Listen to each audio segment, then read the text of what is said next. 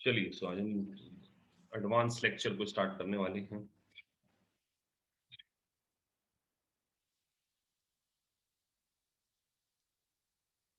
तो पिछले लेक्चर में हमने अक्रूवल बेसिस ऑफ अकाउंटिंग को कैश में कन्वर्ट करने के लिए कुछ बैलेंस शीट डेट के एडजस्टमेंट को अंडरस्टैंड किया था।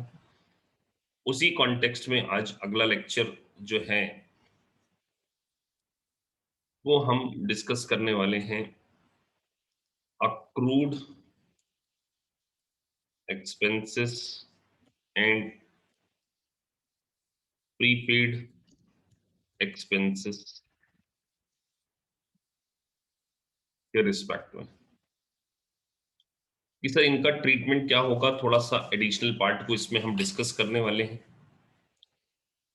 तो अक्रूड और प्रीपेड, तो अक्रूड के बारे में बात करें तो अक्रूड हमारे लिए क्या है, एक प्रकार की लायबिलिटी है, और प्रीपेड हमारे लिए क्या है, एसेट है।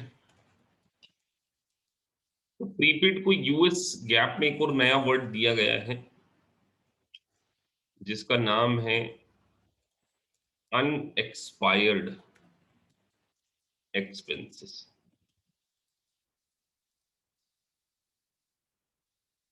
और ये हमारी क्या होती है, करंट एसेट्स।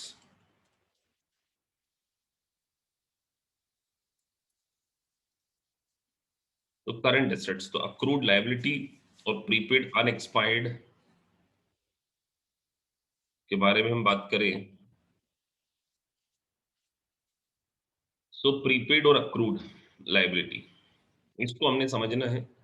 तो पहले हम जरा करंट एसेट्स के कॉन्टेक्स्ट में समझते हैं, अनएक्सपायर्ड और एक्सपायर्ड एक्सपेंसेस के बीच में डिफरेंस समझते हैं।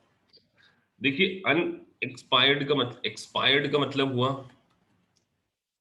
कि अगर किसी एक्सपेंडिचर का बेनिफिट, किसी एक्सपेंसेस का बेनिफिट आपने करंट फाइनेंशियल ईयर में ही ऑब्टेन कर लिया है,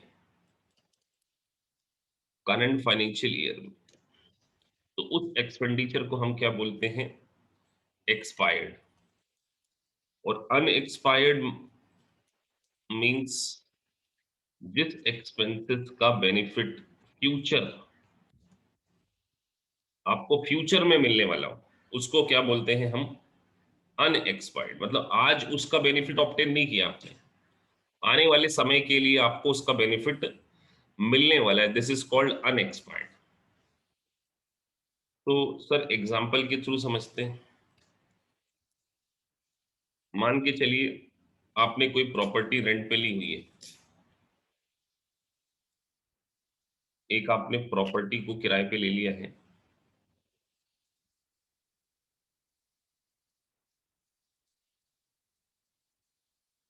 और लेट से आपने just beginning of the year 2020 के बिल्कुल बिगिनिंग में आपने इस प्रॉपर्टी को रेंट पे लिया है, जनवरी 1 2020, और लेट से $1000 उसका रेंट था।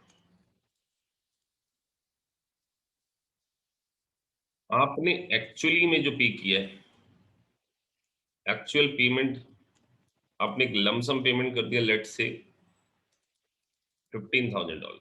पूरे करंट फाइनेंशियल ईयर में आपने $15,000 का पेमेंट किया। सो एग्जैक्टली आपको पेमेंट करना कितना चाहिए था, वैसे देखा जाए तो पेमेंट आपको करना चाहिए था, अगर हम अक्रूवल कॉन्सेप्ट के बेसिस पे देखें। अक्रूवल का मतलब होता है कि जितनी आपने करंट ईयर में बेनिफिट अवेल किया है, जितना आपने बेनिफिट करंट ईयर में अवेल किया है, उतना ही आप क्या कर सकते हैं, एक्सपेंडिचर बुक कर सकते हैं। उससे ज्यादा बुक नहीं करना चाहिए देखा जाए तो। देखा जाए तो हमने प्रॉपर्टी बिगिनिंग ईयर में ही ले ली थी, 1000 × 12, दिस इज 12,000। अक्रूवल बेसिस पे हमारा एक्सपेंडिचर 12 होगा, लेकिन कैश बेसिस पे तो हम क्या करते हैं, जितना पे किया है। सर कैश बेसिस पे आपने कितना पे किया, $15,000। तो सर जो आपने एक्स्ट्रा पे किया है ना, ये आज के लिए नहीं पे किया है, ये आपने किसके लिए पे किया है, फ्यूचर के लिए किया, जो चीज पेमेंट आज के लिए नहीं की गई, further course of action, future course of action के लिए आपने इसको पेमेंट किया है, तो वो पोर्शन जो 3000 एक्स्ट्रा है, दिस इज कॉल्ड अनएक्सपायर्ड। तो अनएक्सपायर्ड, क्योंकि इस, अब आप सोचिए, आप अपने आप को रख कर देखिए, आप अगर कोई प्रॉपर्टी किराए पे लेते हैं और $1000 उसका किराया है, तो आपको साल भर में अक्रूवल कॉन्सेप्ट के ऊपर, आपके ऊपर राइट टू पे, मतलब राइट टू नहीं, ऑब्लिगेशन, ऑब्लिगेशन टू पे कितना है, 12,000 है, बट एक्चुअली में तो आपने 15,000 तो पेमेंट किया है सर। तो सर हाँ, हमने एक्स्ट्रा किया है, तो जो एक्स्ट्रा पेमेंट करते हैं, इस एक्स्ट्रा को ही तो हम क्या बोलते हैं, अनएक्सपायर्ड पोर्शन बोलते हैं, अनएक्सपायर्ड। और सर जिसका हमने बेनिफिट करंट ईयर में ले लिया, हमने सर प्रॉपर्टी साल के बिगिनिंग में ले ली थी, तो हम एक साल इस प्रॉपर्टी में रह लिए, तो ये हमने इसको यूज कर लिया, तो ये हमारा क्या पोर्शन है, ये 12,000 जो पोर्शन है हमारा क्या है, unexpired portion, sorry expired portion, this is expired portion. तो एक्सपायर्ड पोर्शन हमेशा कहाँ जाएगा, खर्चे में, इनकम स्टेटमेंट। और जो अनएक्सपायर्ड पोर्शन है वो हमेशा कहाँ जाएगा, बैलेंस शीट में। उसका सिंपल रीजन सर, ये बैलेंस शीट का आइटम, इसका इसका बेनिफिट आपको फ्यूचर में मिलने वाला है। तो अगर हम इसकी जनरल एंट्री के कॉन्टेक्स्ट में सीखें, तो जनरल एंट्री तो बाद में सीखेंगे, अगर हम, क्योंकि हम अभी कैश बेसिस और अक्रूवल बेसिस पे बात कर रहे हैं, तो कैश बेसिस पे हमारा खर्चा कितना है, क्योंकि चैप्टर में आपको ये पूछा जाएगा कि कैश बेसिस से अक्रूवल बेसिस को conversion conversion, accrual basis, cash basis पे सर खर्चा 15,000, और अक्रूवल बेसिस पे 12,000 का एक्सपेंडिचर। तो सर क्या करें, अगर हमको कैश से अक्रूवल में बदलना हो या अक्रूवल से कैश में बदलना हो, कैश से अगर अक्रूवल में बदलना है,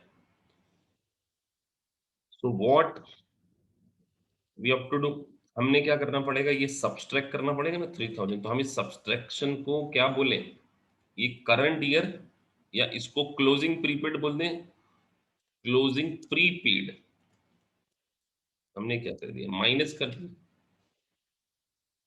कैश बेसिस।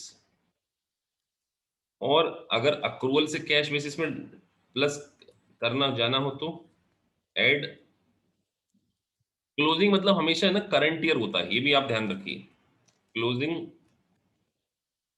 प्रीपेड 3000 आपने प्लस किया, तो देखिए इधर आप 15 पे पहुंच गए, और इधर आप, दिस इज कॉल्ड कन्वर्जन। तो जो हम फॉर्मेट सीख रहे थे ना, पूरा फॉर्मेट हमने यस्टरडे, पिछले लेक्चर में एक फॉर्मेट बनाया था, लेक्चर 3 में, दिस इज द लेक्चर 4, तो हमने यहाँ पे इसको कन्वर्ट कर लिया। अब सर और कोई एग्जांपल जिसका बेनिफिट हमको फ्यूचर में मिलता है, तो एक जनरल एंट्री बहुत सारी जगह आप देखेंगे। अच्छा सर, जनरल एंट्री पहले बात कर लें इसी एक्सपेंडिचर की। तो जनरल एंट्री एक होती है पेमेंट के डेट पे, और एक होती है बैलेंस शीट डेट एडजस्टमेंट। तो sir balance sheet date adjustment और पेमेंट डेट में डिफरेंस है। आपने अगर मान के चलिए कोई पर्टिकुलर डेट पे लम सम पेमेंट कर दिया, तो आपने तो उसको रेंट में डाल दिया है, rent account debit 15,000 to cash.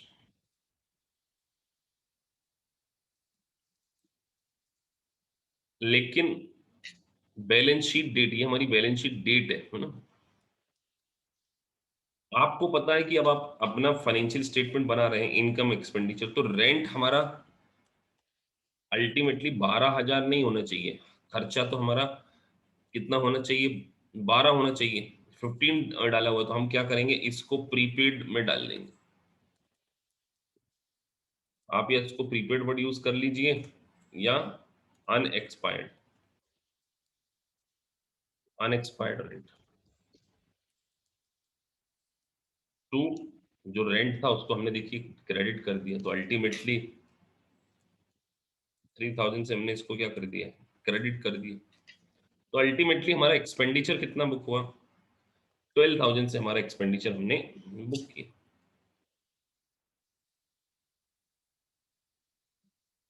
अब हम दूसरा एग्जाम्पल समझें, और भी क्या ऐसे एग्जाम्पल हो सकते हैं जो कि हम समझने जा रहे हैं।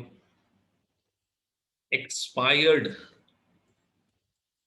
Versus unexpired.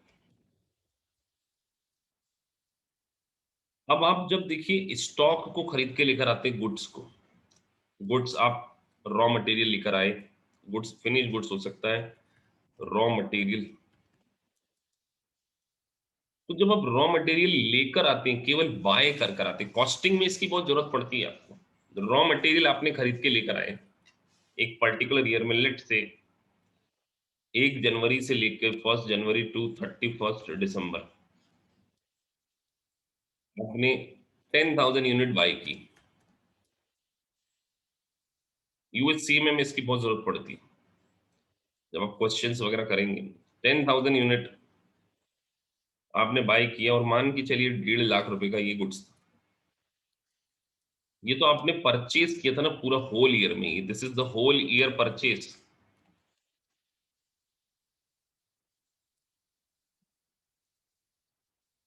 अब इस परचेज को जो आपने किया, इस परचेज में से लेट से हमने 7,500 यूनिट सोल्ड आउट कर दी।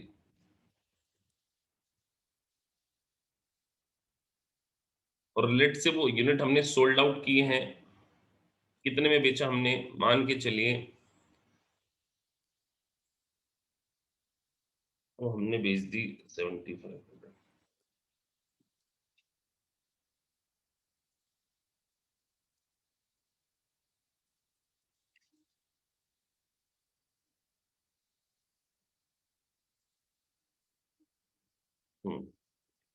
हमने इसको लेट से 7,500 इंटू, सो ये हमने 1,20,000 में इसको क्या कर दिया है, सोल्ड आउट कर दिया। हमने खरीदा सर 1.5 लाख का था, लेकिन जब ये माल बेचा तो 1,20,000 की सेल कर।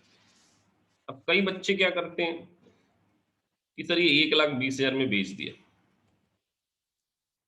अब हम थोड़ा सा ना बहुत टेक्निकल पार्ट पे आ रहे हैं यहाँ पर। तो हमें पता है कि ये 1,50,000 की जब खरीद के लेकर आए थे, तो इसका ये मतलब थोड़ी हमने यूज कर लिया, ये तो हमारे पास स्टॉक में पड़ा होगा, लेकिन अब इसमें से हमने 1,20,000 का गुड्स बेच दिया। इस 10,000 में से 7,500 सोल्ड आउट कर दी, तो इसका मतलब बैलेंस कितना है हमारे पास, 2,500 यूनिट। तो इस सेलिंग यूनिट में तो प्रॉफिट भी जुड़ा होगा ना, हमें तो यहाँ पे क्लोजिंग स्टॉक पता करना, तो कैसे पता करना सर, 1,50,000 डिवाइडेड बाई 10,000 इंटू 2,500, ये हमारे पास 37,500 का स्टॉक पड़ा है। इसका मतलब ये हमारे पास क्लोजिंग स्टॉक पड़ा हुआ है। ध्यान से समझना, इसकी बहुत बार जरूरत पड़ेगी आपको, टेक्निकल क्वेश्चंस में ये सारी चीजें आती हैं। तो हमने 2,500 यूनिट्स हमारे पास पड़ी हुई है, बैलेंस पड़ी हुई है सर, 10,000 यूनिट हमने परचेस की थी, तो हमने 7,500 यूनिट को जो बेचा है, ये जो 7,500, इसका सीओजीएस कितना होगा, कॉस्ट ऑफ गुड्स। तो सर हमने 1.5 लाख डिवाइडेड बाई 10,000 इंटू 7,500, 1,12,500 हमारा सीओजीएस है, कॉस्ट ऑफ गुड्स सोल्ड। ये तो हमारी सेल्स थी, इसमें प्रॉफिट जुड़ा होता है ना। तो जो सीओजीएस है मतलब वो हम बेच चुके हैं, हमारे पास नहीं है, तो अल्टीमेटली वो हमारा क्या है, एक्सपायर्ड एक्सपेंडिचर है। तो हमेशा ध्यान रखिए, जो क्लोजिंग स्टॉक होगा, क्लोजिंग स्टॉक, वो तो अनएक्सपायर्ड एक्सपेंडिचर है ना, अनएक्सपायर्ड पोर्शन। अभी फ्यूचर में इसको बेचेंगे, जिसका बेनिफिट हम फ्यूचर में लेंगे। मैंने क्या बोला, अनएक्सपायर्ड पोर्शन जिसका बेनिफिट आप फ्यूचर में लेते हो, तो अनएक्सपायर्ड है। और जो सीओजीएस जिसका बेनिफिट आप ले चुके, तो वो क्या है, एक्सपायर्ड। तो सर अनएक्सपायर्ड पोर्शन हमारा, हमारे पास कितना बचा हुआ, 37,500, और एक्सपायर्ड पोर्शन कितना हो गया हमारा, जनरल एंट्री कई बार तो सीओजीएस इनकम स्टेटमेंट में डेबिट होता है। तो सबसे पहले तो आपने गुड्स को बाय किया होगा, तो आपने क्या करा होगा? परचेस या स्टॉक, दो में से कोई एक चीज डेबिट कर दी होगी। सर कब स्टॉक करते हैं और कब परचेस करते हैं, जब हम इन्वेंटोरी सेक्शन पढ़ेंगे परपेचुअल, और अब वहां ये सीखेंगे। लेकिन अभी हमें सिर्फ एक जनरल एंट्री का थोड़ा सा फ्लेवर समझना है बस। Purchase account debit, stock account debit. माल खरीदा था तो सर 1,50,000, और अगर कैश में खरीदा था, या अकाउंट्स पेबल क्रेडिट में खरीदा हो सकता है। अब इस 1,50,000 में से बैलेंस शीट डेट पे हमें एंट्री पास करनी है, बैलेंस शीट डेट पे। तो ध्यान रखिए, बैलेंस शीट डेट पे अब ये स्टॉक जो था वो 1.5 लाख में से कितना बिक चुका है? 1,12,500। तो जो सीओजीएस में हम क्या कर देंगे? सीओजीएस अकाउंट डेबिट टू, आप क्या कर दीजिए, स्टॉक कर दीजिए या परचेज कर दीजिए जो भी। अब हमारे पास उतना नहीं पड़ा, तो जो भी एक्सपेंडिचर का बेनिफिट आप करंट ईयर में ऑब्टेन कर लेते हैं, दैट इज कॉल्ड एक्सपायर्ड। और ऐसे एक्सपेंडिचर, एक्सपेंडिचर बोला मैंने, एक्सपेंडिचर जिसका बेनिफिट फर्दर फ्यूचर में आपको मिलने वाला है, सब्सिक्वेंट ईयर में मिलने वाला है, दैट इज कॉल्ड अनएक्सपायर्ड। ऐसे ही सर एक और एग्जांपल, मशीनरी। मशीनरी सर 1,50,000 की खरीदी और लेट से 15,000 का डेप्रिसिएशन क्लेम किया। तो इसका मतलब करंट ईयर में इसका 15,000 का बेनिफिट ऑब्टेन कर चुके हैं। तो जो डेप्थ पोर्शन है ये एक्सपायर्ड हो गया, और अनएक्सपायर्ड क्या हो गया? 1,35,000। तो जो एसेट का पोर्शन है दैट इज कॉल्ड अनएक्सपायर्ड। तो इन टर्मिनोलॉजीज की आपको जरूरत पड़ेगी, और जब हम मेन करिकुलम पढ़ रहे होंगे तब उतना डिटेल में इन एंट्रीज को एक्सप्लेनेशन नहीं दिया जाएगा, क्योंकि ऐसा मान के चलेंगे कि आपने पढ़ लिया है। वो तो वैसे ही मान के चलते हैं बुक्स वाले की पहले ही पढ़ लिया, लेकिन फिर भी हम यहाँ क्लेरिफिकेशन दे देते हैं। तो इस तरीके से आपको एक्सपायर्ड और अनएक्सपायर्ड का ट्रीटमेंट, और हमने how to convert in case of prepaid expenses cash basis to accrual basis, और accrual basis to cash basis को हमने समझा। वेरी सिंपल है, कोई बहुत ज्यादा डिफिकल्ट नहीं है, और ये मालूम होना चाहिए। अब हम एक और कॉन्सेप्ट डिस्कस करने वाले हैं, जिसको हमने बात करी अक्रूड एक्सपेंसेस। अक्रूड एक्सपेंसेस को दूसरा इंडियन कॉन्टेक्स्ट में एक और नाम है आउटस्टैंडिंग। ये वर्ड आपको यहाँ नहीं देखने को मिलेगा, यूएस गैप में देखने को नहीं मिलेगा आउटस्टैंडिंग एक्सपेंस, लेकिन for understanding point of view, तो it is your current liability. तो आउटस्टैंडिंग क्या है कि अगर इसकी डेफिनेशन को अंडरस्टैंड करें, तो ऐसा एक्सपेंडिचर जिसका बेनिफिट तो हमने करंट ईयर में ऑब्टेन कर लिया बट एक्चुअल में पेमेंट नहीं की। वही रेंट वाला एग्जांपल अगर हम लें, मान के चलिए हमने 1 जनवरी 2020 को कोई प्रॉपर्टी रेंट पे ले ली थी।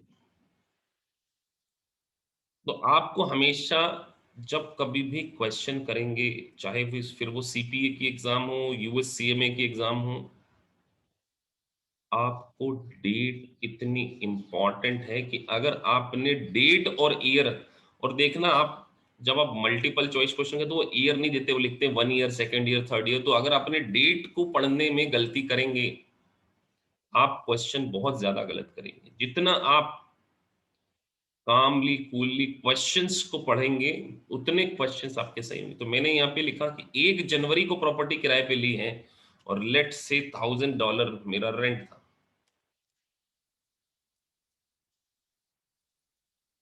तो $1,000 हमारा रेंट है, और हमने अगर एक्चुअल पेमेंट, ये $1,000 पर मंथ है ना,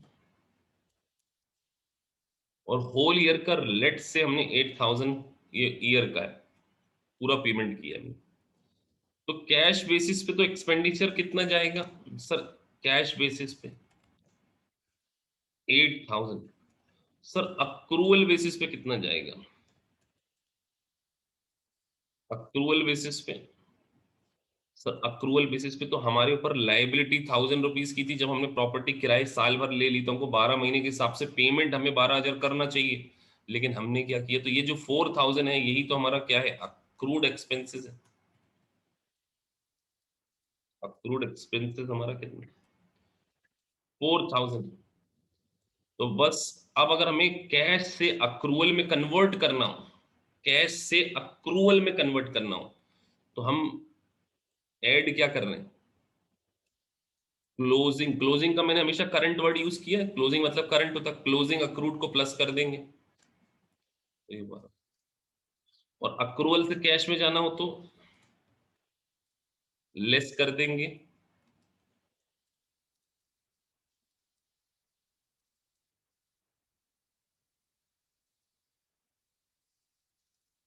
तो हम किस पे पहुंच गए, 8,000 पे। तो देखिए इस तरीके से हम कन्वर्ट करते। अब ये तो करंट ईयर का है, ये तो ईयर हमने ले लिया 2020 का। अब मान के चलिए 2000 ईयर 2021 में आ गए।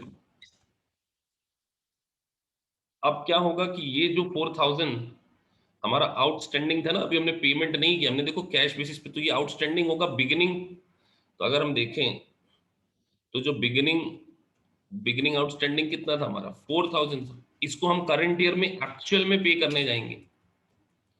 तो हम अब मान के चलिए इस साल हम बोलेंगे ना हमारे लैंडलॉर्ड को कि हमने यार पिछले साल आपको 4,000 रुपये ज्यादा दे दिया था, अब हम नहीं देंगे, तो हम इस साल कितना पेमेंट करेंगे कैश बेसिस पे। करंट ईयर में हमारा वही $1000 का रेंट है, तो हम बोलेंगे कि भैया पिछले साल हमने आपको 4 दे दिया था, ओ सॉरी 4 नहीं दिया था, तो 8,000 तो पूरा। तो इस साल हमें कितना पेमेंट करना पड़ेगा, मान के चलिए हम पूरा पेमेंट कर रहे हैं, तो 12,000 ये पेमेंट कर रहे हैं प्लस 4,000 पूरा पेमेंट कर रहे हैं, तो 16,000 का अगर हम पेमेंट कर रहे हैं। लेकिन सर अक्रूवल बेसिस पे तो आज भी कितना ही रहेगा। आपने क्या किया, लेट से 16,000 पेमेंट कर दिया, इस साल कोई आउटस्टैंडिंग नहीं है, तो 4 पुराना पे किया प्लस करंट ईयर का 12 किया, तो कैश बेसिस पे तो 16 डाला, अक्रूवल पे कितना डाला 12। तो अगर इसको कन्वर्ट करना हो तो अब देखो आप बिगनिंग को क्या करना है, यहाँ पे लेस कर देंगे ना। तो जो ओपनिंग अक्रूड है, ओपनिंग अक्रूड क्या होता है, माइनस होता है, और यहां क्या होगा, +4000। तो यहां पर हम लिख रहे opening,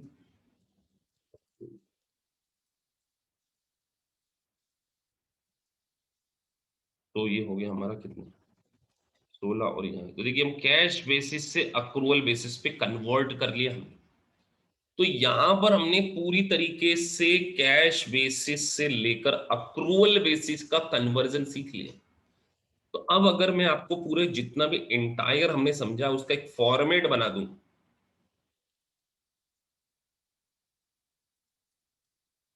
conversion of cash basis to accrual basis, तो सर क्या बोल रहे हो आप, cash basis to accrual basis. हमने ये नहीं लिखा कि अब आप देखो टू और फ्रॉम भी छोटी छोटी बातें आपको पता होनी चाहिए। तो अगर मैं यहाँ पे बोल रहा हूं conversion of cash basis to accrual basis, तो अक्रूवल बेसिस वाले जो खर्चे आते हैं, जो एक्सपेंडिचर आता है, वो इनकम स्टेटमेंट में आता है। मतलब हमें उस अमाउंट के ऊपर पहुंचना है जो इनकम स्टेटमेंट में हमने डेबिट करना है। तो conversion of cash basis to accrual basis के बारे में बात हो रही है। तो सर कैश बेसिस कहाँ पे मिलेगा हमें, हमारी कैश बुक में मिलेगा ना कि इनकम स्टेटमेंट में।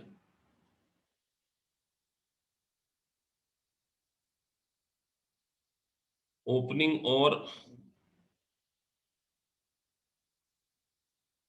ओपनिंग एंड क्लोजिंग टर्मिनोलॉजी में कंफ्यूजन है, हाँ अभी इसको हम जस्ट आपको क्लेरिफाई करते हैं। बिल्कुल ओपनिंग और क्लोजिंग वर्ड में हम अभी आपको क्लेरिफिकेशन दे देंगे कि क्या होता है, 2 मिनट पहले इस फॉर्मेट को समझा दें। तो मैं क्या बोल रहा हूँ, conversion of cash basis to accrual. तो आपको ये पता होना चाहिए कि सर कैश बेसिस उसका पूरा पेमेंट कहाँ मिलेगा? तो अगर हम एक्सपेंडिचर के पॉइंट ऑफ व्यू से बात कर रहे हैं, तो टोटल जो भी हमने टोटल पेमेंट के बारे में बात कर रहे हैं, टोटल पेमेंट वर्ड मिलेगा, टोटल पेड अमाउंट, इसको हम ले लेंगे।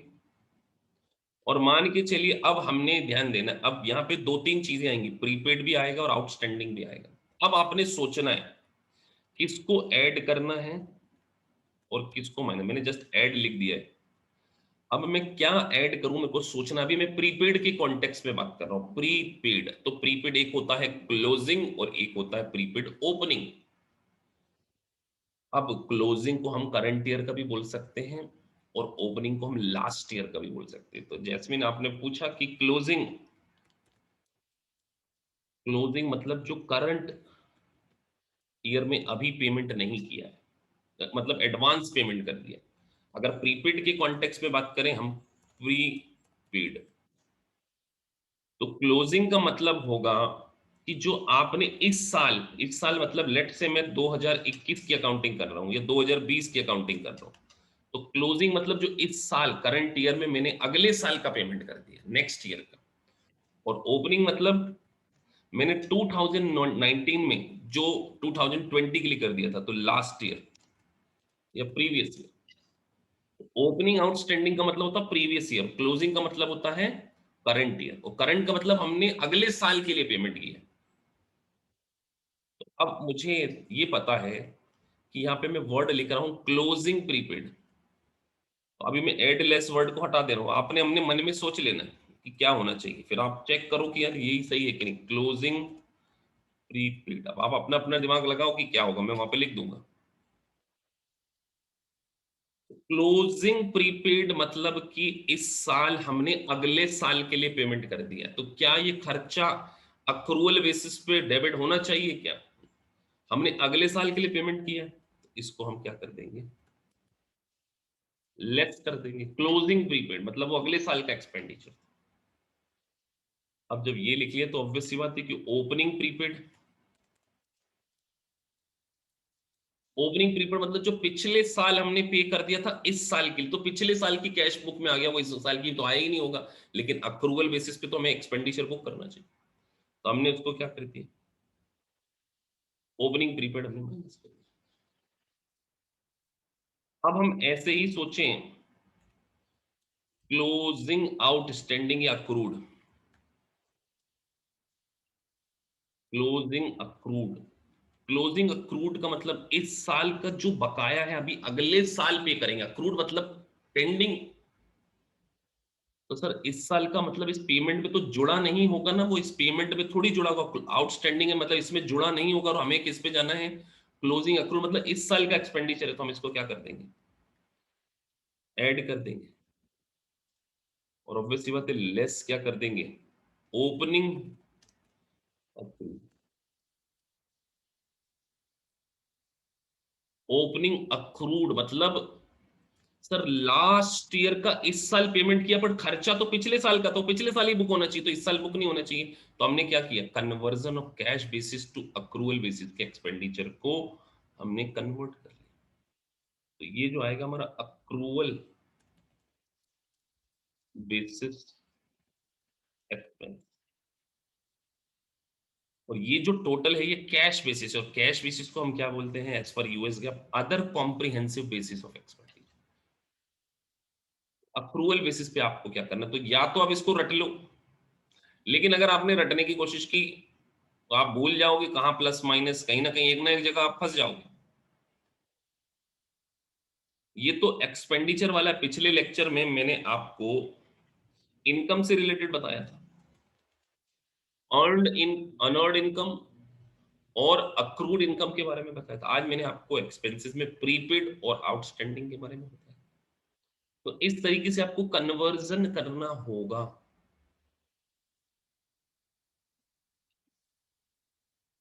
तो कुछ टर्मिनोलॉजी इनकम के रिस्पेक्ट में जो इस क्वेश्चंस के रिस्पेक्ट में ही हम सीखने वाले हैं। अब हम एक इंपॉर्टेंट सा कॉन्सेप्ट और सीख रहे हैं, सेल्स और परचेज का इम्पैक्ट, देखिए सेल और परचेज के अगर बारे में बात करें, ये बहुत नॉर्मल सी बात है, लेकिन है ना, जब एक चैप्टर आप करने जाएंगे तो थोड़े सी आपको कॉम्प्लिकेशन आते हैं। सेल्स जनरली जो क्रेडिट सेल्स होती है वो अकाउंट रिसीवेबल के कॉन्टेक्स्ट में मैं बात करने वाला हूँ, क्योंकि इसका भी रिलेवेंस होता है। तो देखिए जो क्रेडिट सेल्स होगी, क्रेडिट सेल, यहाँ पे हम लिख देते हैं क्रेडिट सेल्स, और एक आपको पेमेंट रिसीव होगा, तो क्रेडिट सेल्स तो अक्रूवल बेसिस पे इनकम है। तो पेमेंट मिले ना मिले, कस्टमर को माल बेच दिया, अक्रूवल बेसिस पे इनकम। जो पेमेंट रिसीव होता है वो क्या है, उससे कैश बेसिस के इनकम। और इसी तरीके से क्रेडिट परचेज जो है,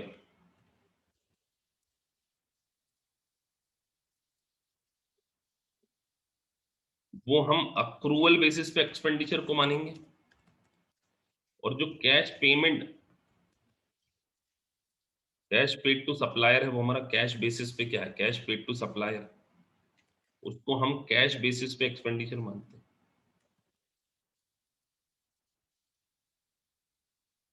तो ये छोटी छोटी चीजें आपको, जब आप कन्वर्जन करने जाएंगे एक्सपेंडिचर और इनकम में, तो आपको इन चीजों की जरूरत पड़ेगी। तो ज्यादातर बच्चे इस पर्टिकुलर्स में बहुत कंफ्यूज होते हैं, मैंने ओवर द पीरियड ऑब्जर्व किया, इसलिए मैंने इसको बहुत ही डिटेल में कवर किया। हमने इसको दो पार्ट में कवर किया, पहले पिछले लेक्चर में हमने इनकम के रिस्पेक्ट में समझा, आज हमने एक्सपेंडिचर के रिस्पेक्ट में। जब आपको ये वीडियोस मिलते हैं तो आपने इसको समझना भी है अपने लेवल पे। बस आप लोगों को अब ये थोड़ा सा इशू होता है, सर इसकी प्रैक्टिस कहाँ से करें।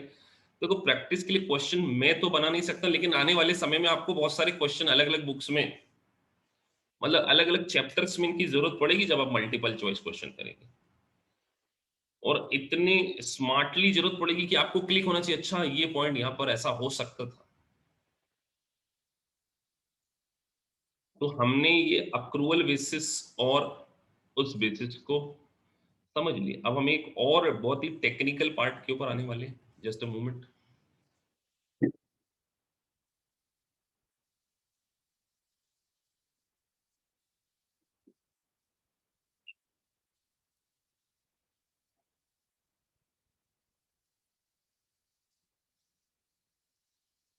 हमारा ये वाला जो सेगमेंट चल रहा है, ये इनकम स्टेटमेंट का चल रहा है। ये जो पूरा सेगमेंट हमने बात करी है कि इनकम स्टेटमेंट के कॉन्टेक्स्ट में हम बात कर रहे हैं। तो हमने आउटस्टैंडिंग, प्रीपेड, अक्रूड, ऑनर्ड, और उसके साथ साथ पुराने लेक्चर्स में जो जो पोर्शन थे वो हमने क्या क्या कवर कर लिए, कि सर फाइनेंशियल स्टेटमेंट किसको बोलते हैं। उसके साथ साथ हमने कुछ छोटी छोटी डेफिनेशंस को समझा, कि सर नेट इनकम किसको बोलते हैं, कॉम्प्रिहेंसिव इनकम किसको बोलते हैं। उसके साथ साथ मैंने आपको इक्विटी का कॉन्सेप्ट समझाया। उसके बाद मैंने आपको रिटेन अर्निंग का कॉन्सेप्ट समझाया। उसके बाद मैंने आपको ओसीआई के रिस्पेक्ट में हमने समझाया। फिर हमने सीखा कि sir changes in equity statement कैसे बनता है और उसका impact current total net assets में कैसे कैसे होता है। तो देखा जाए तो हमारा ये पहला segment, first segment of advance knowledge accounting जिसको हम बोलते हैं, एडवांस, ये खत्म होता है। मंडे आप लोगों का एक टेस्ट होगा जिसके बेसिस पे हमने पढ़ा है। और आप मानिए ये यूएससीएमए और सीपीए दोनों के लिए है। जितना आपने पढ़ा है उसके बेसिस पर आपसे 20 एमसीक्यू पूछेंगे। और मैंने एज यूजुअल बोला था कि ये क्लास कंपलसरी नहीं है, ऑप्शनल है। तो ऑप्शनल चीजों का बेनिफिट तभी मिलता है जब टेस्ट दिया जाता है। तो अगले सेगमेंट में उन्हीं स्टूडेंट को अलाउ किया जाएगा जो इस टेस्ट को देंगे। एटलीस्ट 20 एमसीक्यू का टेस्ट आपको मंडे मिलेगा, और वो लाइव देना पड़ेगा आपको आके, इसी बजे इसी टाइम पे 8 to 9। ये पहला मॉड्यूल हमने कंप्लीट करा। पहले मैं ये तो समझूं कि बिल्कुल बेसिक लेवल पर आप आ गए कि नहीं। तो आज है थर्सडे, कल से हमारा दूसरा सेगमेंट शुरू होगा, मतलब इसी शुरू होगा, अभी तो टाइम बचा है बहुत। आपका 20 मार्क्स का मल्टीपल चॉइस क्वेश्चन, जो हमने बिल्कुल बेसिक लेवल की बातें करी हैं, ये जो कन्वर्जन, आउटस्टैंडिंग, प्रीपेड, तो आपको प्रैक्टिस भी पता चल जाएगी। तो वो टेस्ट आपका किस तरीके से होगा, आपको एक प्री डिटरमाइंड पीडीएफ आ जाएगी, उसके अंदर 4 आपके ऑप्शन होंगे, आपको चारों ऑप्शन में से जो भी आपको सही लगता है उस पे पेन से टिक कर देना, ये डॉट बना देना, और उसकी स्कैन करके अपना जो ईमेल आईडी है ना, support@akpisprofessional.com,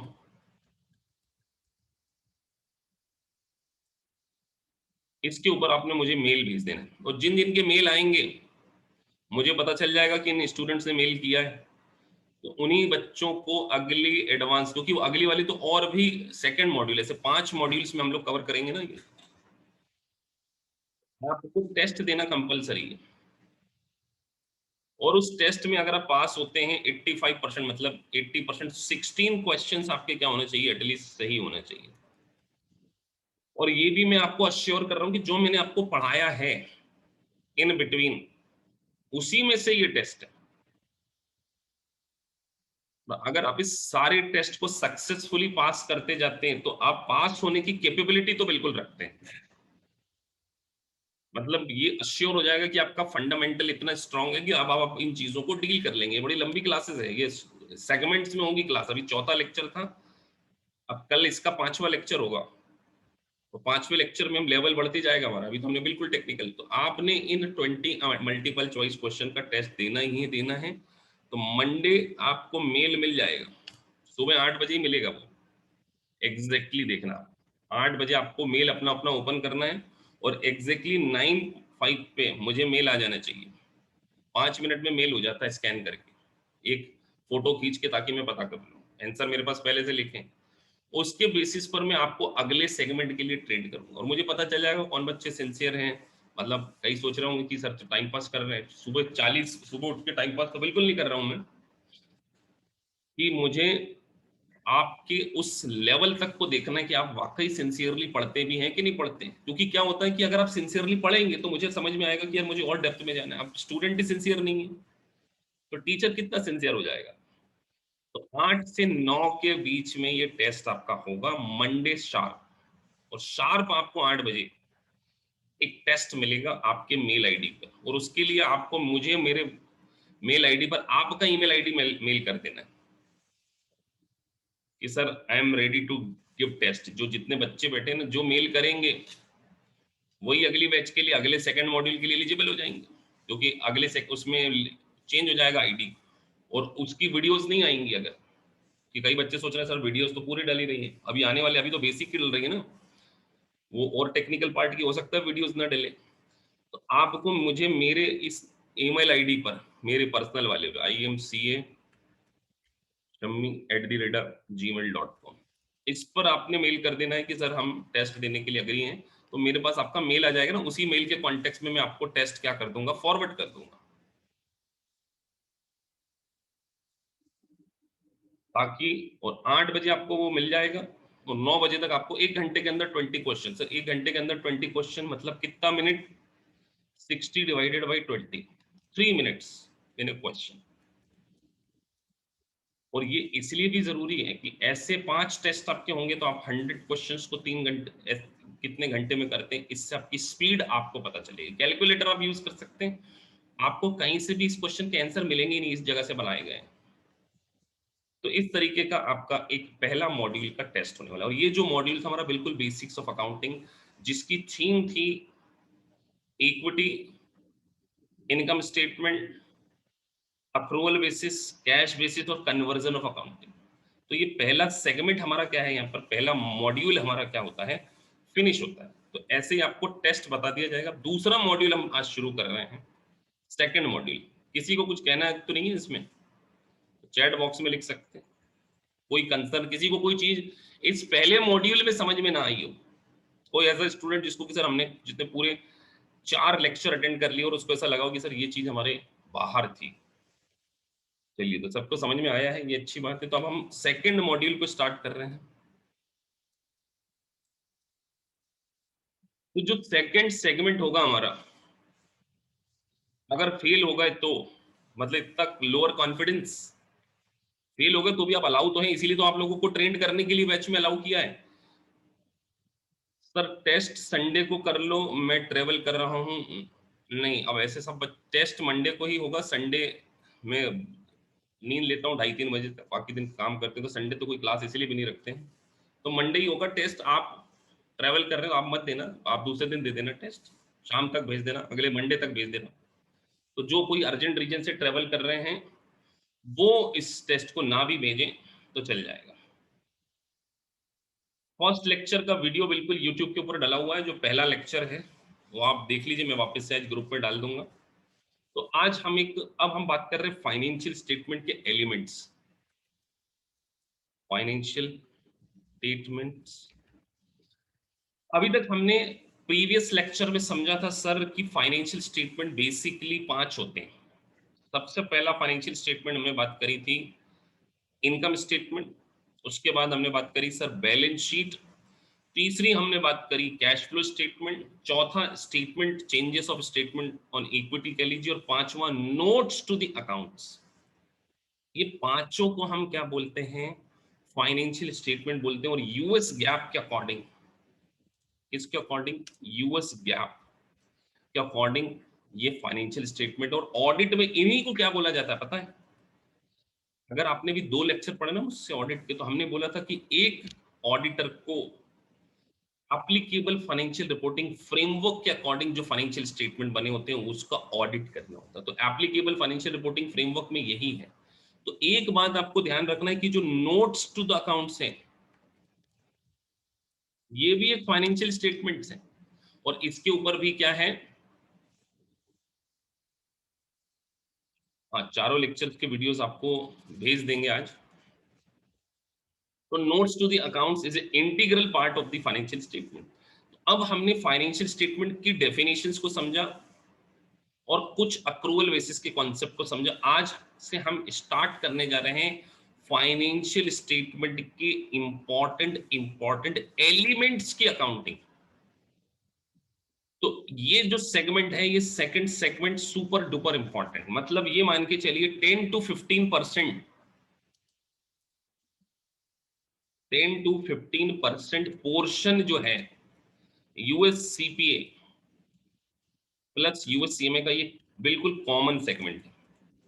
आपके एग्जाम में ये 10 से 15% पोर्शन कवर करेगा, और ये इतना टेक्निकल है कि अगर आपने इसमें जरा भी समझने में आपको जरा सा भी लैक आप कर रहे हैं तो आपको दिक्कतें आने वाली। तो फाइनेंशियल स्टेटमेंट के एलिमेंट में हम बैलेंस शीट की एलिमेंट से रिलेटेड बात करने जा रहे हैं, और बैलेंस शीट में हम आज एक कॉन्सेप्ट सीखने वाले हैं। उस कॉन्सेप्ट का नाम है स्टॉक अकाउंट। सर एक ये स्टॉक अकाउंट तो हमने कहीं देखा नहीं, लेकिन इसकी आपको जरूरत पड़ सकती है। और हम एक चीज सीखेंगे, अकाउंट रिसीवेबल की भी अकाउंटिंग,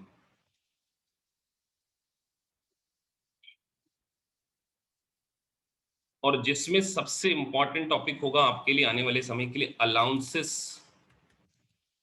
फॉर क्रेडिट लॉस। बहुत सारे स्टूडेंट इसको गलत करते हैं, अलाउंसेस फॉर क्रेडिट लॉस, ये इतना गलत करते हैं।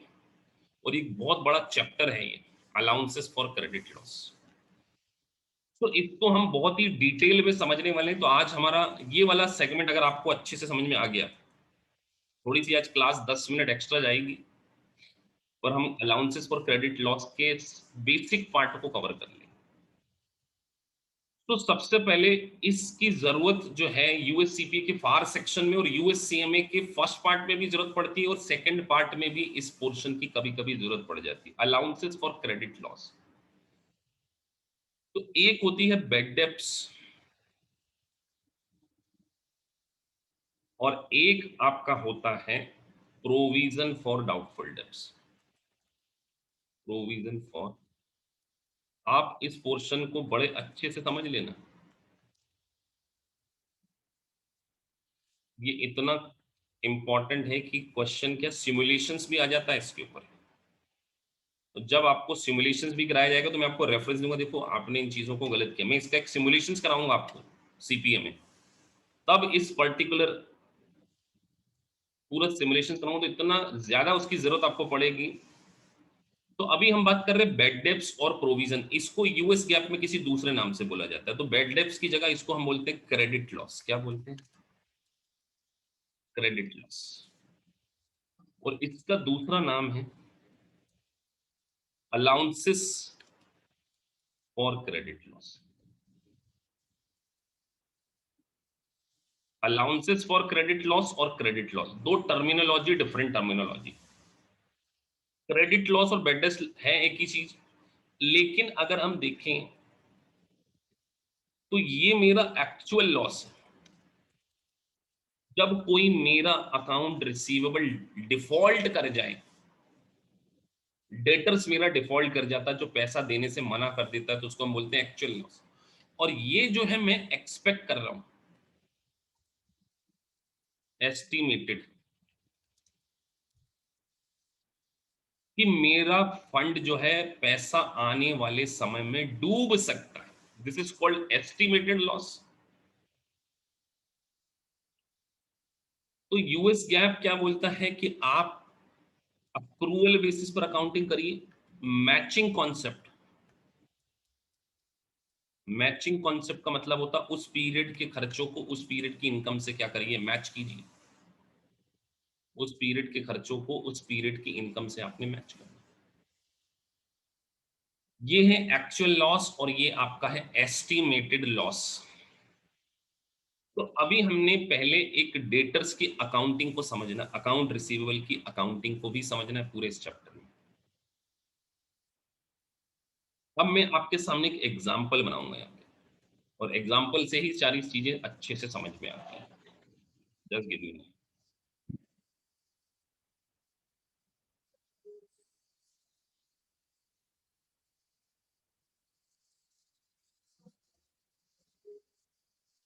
तो हम बात कर रहे हैं यहाँ पर एग्जाम्पल की, और मेरा एग्जाम्पल है 2020 का।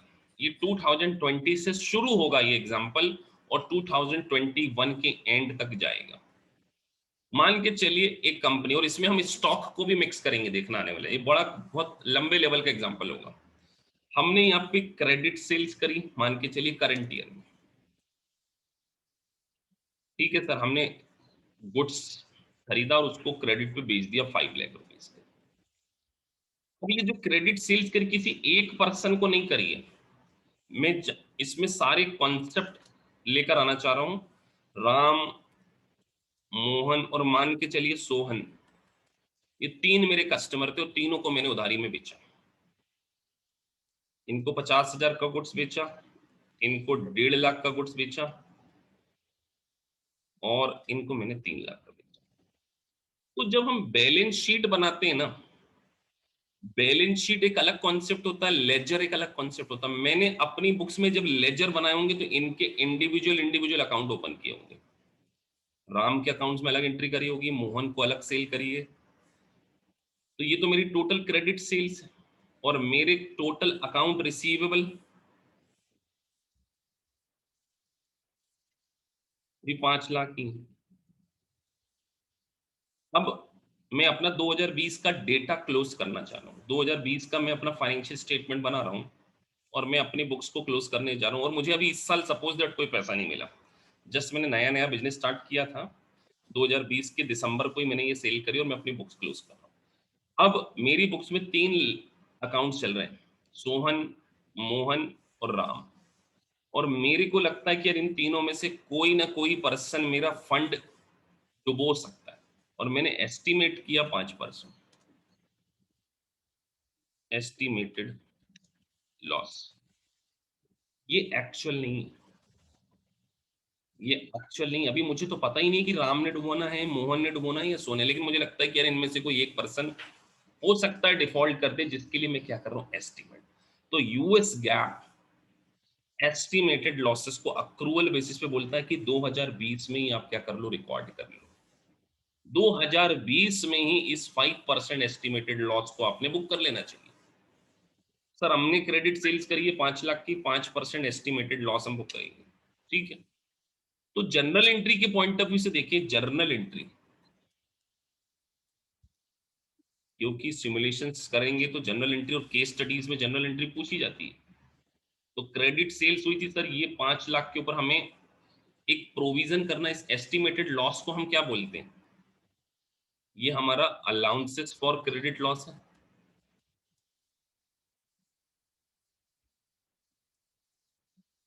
तो अल्टीमेटली हमें एक जनरल एंट्री पास करनी है, लॉस हम आज ही बुक करना चाहते हैं। तो सर 5 लाख का 5%, 25,000 की हमारी क्या हो सकती है? फ्यूचर में बेड डेप्स होती, आज नहीं हो रही है ये बेड डेप्स। ये ईयर लिखा है ना 2020, ये आज थोड़ी हो रही है सर, ये तो फ्यूचर में हो सकती है। लेकिन यूएस गैप क्या बोलता है कि आज इसको एंट्री कर लो, तो यूएस गैप एक जनरल एंट्री पास कर देगा। अब कई बार इसको एक्चुअल में तो हुआ नहीं है कि, फिर भी हमने लिख दिया bad debts, bad debts account debit, हमने एक लॉस बुक कर लिया। इस बेड डेप्स को यूएस गैप क्या बोलता है? Credit loss account debit. और क्योंकि ये फ्यूचर में होने वाला है, तो क्या अभी मैं सीधे अकाउंट का बैलेंस कम कर दूं इनका? किसी का नहीं कर सकता ना, इनके अकाउंट तो इनके अकाउंट ही, लेजर में जाके थोड़ी कम कर रहा हूं। मैं तो एक सेपरेट अकाउंट ही ओपन कर रहा हूं, जिसका नाम मैंने क्या दिया? Allowances for credit loss. मैंने एक जनरल एंट्री पास कर ली 25,000। अब देखिए मेरी बुक्स में 3 अकाउंट ओपन हो गए। तीन नहीं सर, अगर इस सेल्स के कॉन्टेक्स्ट में देखें तो एक सेल्स का अकाउंट बुक हो गया जो कि इनकम स्टेटमेंट में क्रेडिट हो गया, और ये जो क्रेडिट लॉस है ये इनकम स्टेटमेंट में मैंने डेबिट कर दिया। ये अकाउंट रिसीवेबल मेरी बैलेंस शीट में आ रहे होंगे, और ये जो क्रेडिट लॉस है ये भी मेरी बैलेंस शीट आइटम है। तो अब जब मैं अपनी बैलेंस शीट बनाऊंगा, ये मैंने बैलेंस शीट बनाना है, तो मैं यहाँ पे क्या दिखाऊंगा? अकाउंट रिसीवेबल पूरा बैलेंस दिखाऊंगा 5 लाख का, और इसको यहाँ पे लेस करके दिखाऊंगा अलाउंसेस फॉर क्रेडिट लॉस, है ना? ये मैंने लिख दिया। मेरी बैलेंस शीट में ये -50,000 होके, सॉरी 25,000 माइनस होके 4 लाख 70। ये माइनस एक्चुअल में क्या लेजर में हो गया है क्या? सिर्फ प्रेजेंटेशन के लिए लेजर में तो ये 3 अकाउंट चल रहे होंगे ना, अगले साल यही अकाउंट वापस से ओपन होंगे। अकाउंट रिसीवेबल के नाम से थोड़ी होंगे ये ओपन। ये तो राम के नाम से अकाउंट ओपन होगा, मोहन के नाम से अलग अकाउंट ओपन होगा, सोहन के नाम से। थोड़ी बहुत बेसिक 12वीं क्लास की अकाउंटिंग आपको आती होगी, 12th क्लास की, ऐसा मैं मान के चल रहा हूँ। तो मेरी बुक्स में तो, लेकिन बैलेंस शीट में प्रेजेंटेशन के लिए मैंने एक अकाउंट ओपन कर लिया, अकाउंट रिसीवेबल, और एक अलाउंसेस फॉर क्रेडिट लॉस। और ये जो क्रेडिट लॉस था, ये जो हमने डेबिट किया था, ये तो इनकम स्टेटमेंट में डाल के हमने खत्म कर दिया। मतलब हमने इसके ऊपर 25,000 पिछले साल ही एस्टिमेटेड बेसिस पे लॉस बुक कर लिया। ये तो मेरा एक्चुअल है।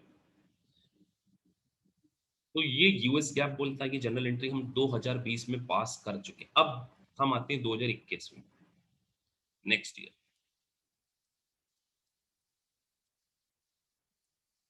2021 के बिगिनिंग में आ गए, तो आपको पूरी तरीके से क्रिस्टल क्लियर होना चाहिए कि हमारी बुक्स में 2 अकाउंट ओपन चल रहे होंगे।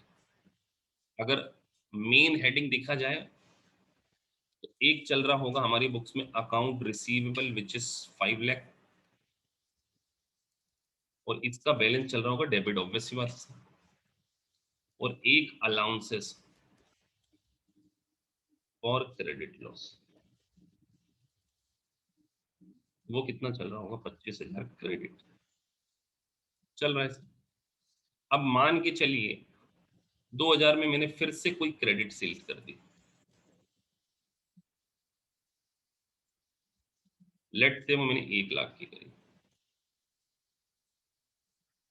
अब मैंने सोचा था कि ये 25,000 डूबेंगे, ये मेरा एस्टिमेटेड है जिसको मैं पिछले साल रिकॉर्ड ऑलरेडी कर चुका हूं। तो सर क्रेडिट सेल्स करी, और मान के चलिए पेमेंट जो मुझे रिसीव हो गया, इन अकाउंट रिसीवेबल ने मुझे मेरा 2 लाख का पेमेंट भी दे दिया। और मेरी एक्चुअल में बेड डेप्स, अब देखो मैं यहाँ लिख रहा हूँ एक्चुअल बेड डेप्स,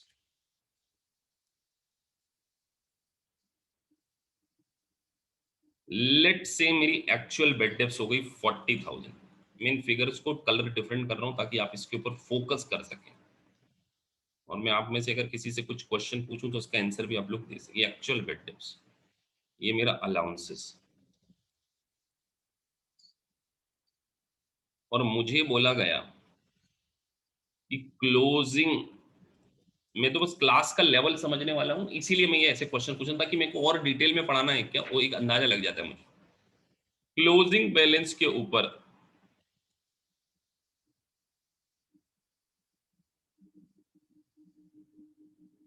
मुझे 20% का अलाउंस बनाना है कि रिक्वायरमेंट। मैं आपसे दो क्वेश्चन पूछ रहा हूँ, मुझे ये क्रिएट करना है ना, या बैलेंस रखना है, इसको बैलेंस बनाना है। क्लोजिंग बैलेंस के ऊपर मुझे 20% अलाउंसेस की जरूरत है। मैं आपसे सिंपल पूछ रहा हूँ कि मेरा इनकम स्टेटमेंट में एक्सपेंडिचर कितना बुक करूंगा, बस मैंने आपसे एक ही क्वेश्चन पूछा है। आप अपने अपने आंसर चैट बॉक्स में दीजिए। पहले मैं समझू तो सही कि क्लास में बच्चों को कितना समझ में आ रहा है। इनकम एक्सपेंडिचर में कितना अमाउंट डेबिट करेंगे, चाहे फिर वो बेड डेप्थ से रिलेटेड हो, चाहे फिर वो अलाउंसेस फॉर क्रेडिट लॉस से रिलेटेड हो। इस कॉन्टेक्स्ट में आप सोच सकते हैं कि नहीं, फिर मैं आपको समझाऊंगा। मैंने आप सभी को मौका दिया।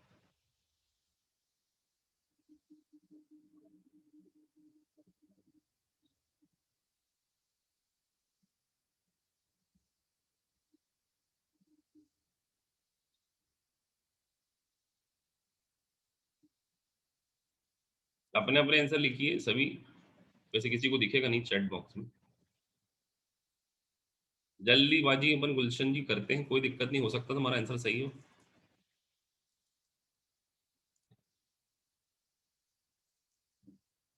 इतनी जल्दी तुमने दे दिया, इतनी जल्दी तो मैं भी नहीं दे पाता, सच बता रहा हूँ। हो सकता है तुम्हारा आंसर सही हो, मुझे नहीं पता।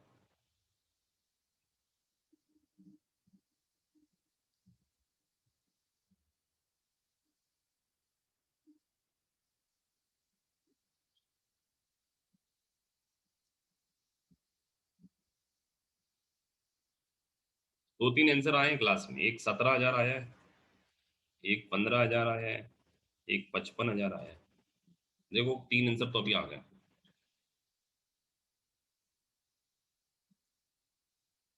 2 मिनट का टाइम होगा एग्जाम में भी आपके पास।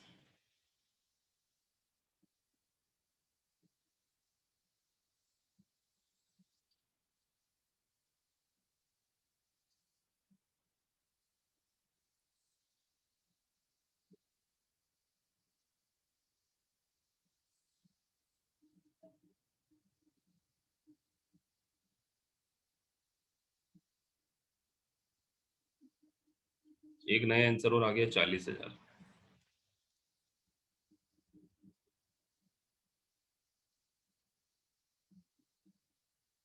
बाकी सब 30 बच्चे बैठे हैं, आंसर 3-4 ही आए हैं।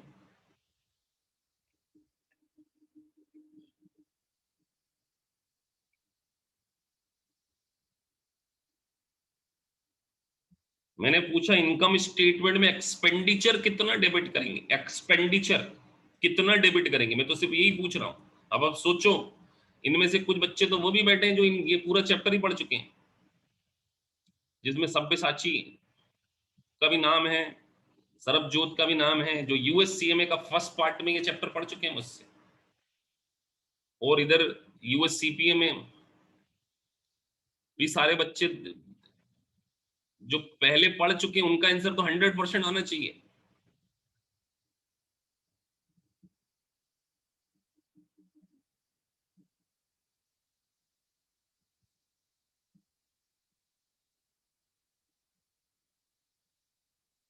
सत्यम अपना आंसर आना चाहिए, प्रीति अपने को भी आंसर सही देना चाहिए और कायदे से, अवतार सिंह जी अपने को भी देना चाहिए, इश तुम्हारा भी सही आना चाहिए, और किन किन का सही आना चाहिए वो जो मैं देखूं नाम, जो पढ़ चुके हैं चैप्टर।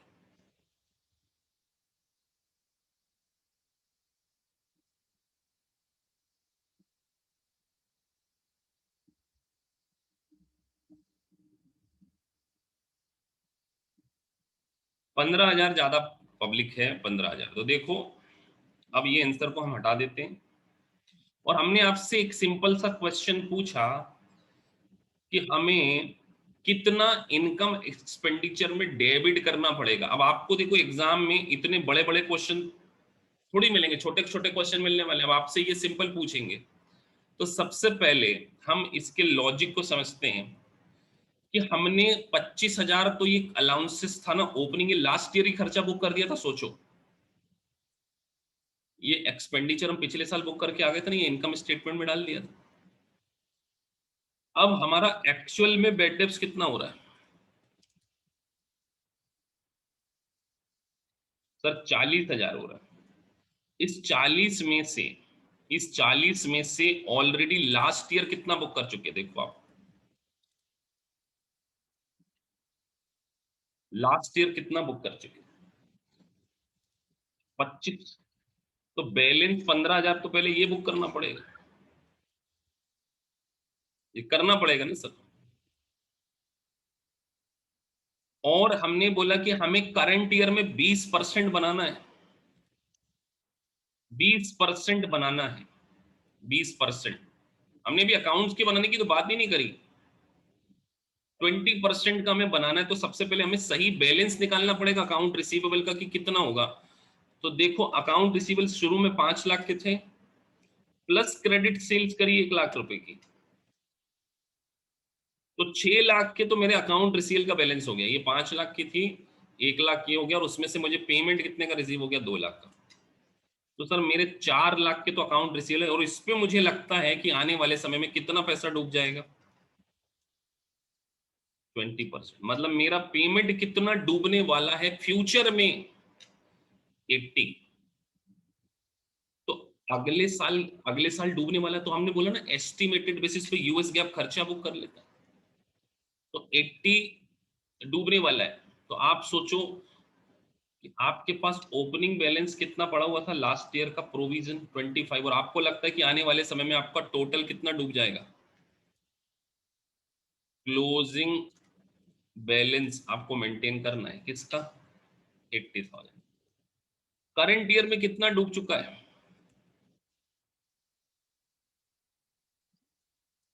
40,000। तो इन दोनों को जोड़ दो, एक 20 में से 25 माइनस कर दो, क्या कर दो, तो अल्टीमेटली खर्चा जो था 95, और किसी भी स्टूडेंट ने इस बात का आंसर नहीं दे पाया।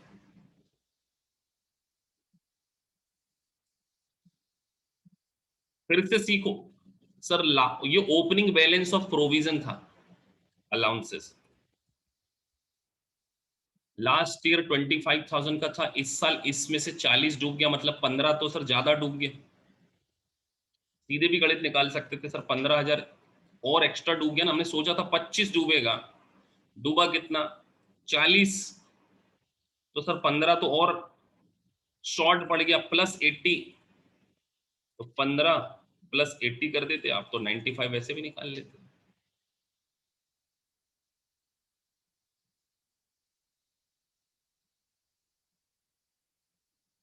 Sir current year bad debts would already have been accounted in this. नहीं, हमने क्या बोला कि बेड डेप्स कब, देखिए बेड डेप्स मैंने बोला हमें क्रिएट करना, आगे के लिए बनाना है। हाँ, ये लैंग्वेज में कई बार आपको एग्जाम में क्वेश्चन में प्रॉब्लम हो सकती है कि ये क्लोजिंग बैलेंस ऑफ 20%। तो क्लोजिंग बैलेंस तो क्लोजिंग अकाउंट रिसीवेबल के ऊपर बनाया जाता है, सिंपल है। मैंने क्या बोला? 20% ऑन द क्लोजिंग बैलेंस। तो देखिए आप सभी बच्चे इसमें साइलेंट हो गए। मतलब क्या इतना टेक्निकल था? हमने क्या, अभी तो मैं इसको डिटेल में समझाऊंगा अगले लेक्चर में, कल का लेक्चर पूरा डिटेल है। अभी तो मैं तो सिर्फ आप ये चेक कर रहा था कि आप लोगों को कितना पता है। मतलब क्लास में किसी को प्रोविजन फॉर डाउटफुल डेब्ट की अकाउंटिंग सही तरीके से तो नहीं आती है। हमने क्या करा, फिर से समझिए, देखो सिंपल तरीके से, 25,000 का पहले से पड़ा था, और इस साल एक्चुअल लॉस कितना हो गया? 40। तो हमने पिछले साल सोचा था कि सर 25,000 हमारा डूबेगा, जबकि डूबा कितना? 40। तो हमने ज्यादा डूब गया, मतलब 15 का तो ये लॉस हो गया, प्लस 80 आने वाले समय में डूबने वाला है, तो उसका हमने एस्टिमेट बना लिया। तो 95, 30 सेकंड में आंसर आना चाहिए था इसका। लेकिन कोई बच्चा 55, कोई 40, कोई 17, पता नहीं 17 किसका आया था, वो मैंने, हो सकता है मैंने चश्मा नहीं पहने, मेरे को गलत दिख गया हो। तो दिस इज द वे आपको करना पड़ेगा। तो ये अभी शुरुआत है इसकी, ये समझाया नहीं गया है, ये तो सिर्फ नॉलेज चेक किया गया था कि आपको क्या आता है। अब मुझे समझ में आ गया कि मुझे और भी डिटेल इस पर्टिकुलर सेगमेंट में जाना पड़ेगा, तो फिर मैं इसको कल ही लूंगा, क्योंकि सारे बच्चों ने इसको गलत किया। मतलब आपको यहाँ से ये नॉलेज हो जाना चाहिए कि अगर आप यूएस सीपीए सच में बनना चाहते हैं, तो अभी तो हमारी चौथी क्लास थी, ये फोर्थ एडवांस लेवल, अभी तो फार शुरू भी नहीं किया। फार हमारा अगले वीक से स्टार्ट कर देंगे हम लोग। अगले वीक से ऐसे स्टार्ट करेंगे कि कुछ दिन एडवांस लेवल के लेक्चर होंगे और कुछ दिन हमारे मेन सिलेबस स्टार्ट हो जाएगा, ताकि एडवांस लेक्चर के साथ साथ उस मेन सिलेबस को हम लोग स्टार्ट कर दें। उसका भी टाइम टेबल आपको ग्रुप पे आ जाएगा, टेलीग्राम चैनल पे। तो कल हमारा एडवांस लेक्चर का जो लेक्चर होगा वो स्पेसिफिकली अकाउंट रिसीवल की पूरी अकाउंटिंग को, अभी हमने कोई अकाउंटिंग नहीं सीखी, तो हम आपको इसके बारे में पूरा बताएंगे। तो कल हम मिलते हैं सेम टाइम पे, सेम लिंक आईडी, जिसको आप इस लेक्चर को आप जरूर अटेंड करें, क्योंकि कल के लेक्चर में मैं अकाउंट रिसीवल के साथ साथ एक स्टॉक अकाउंट बना के स्क्वीज का कॉन्सेप्ट भी आपको समझाने वाला हूं। चलिए कल मिलते हैं।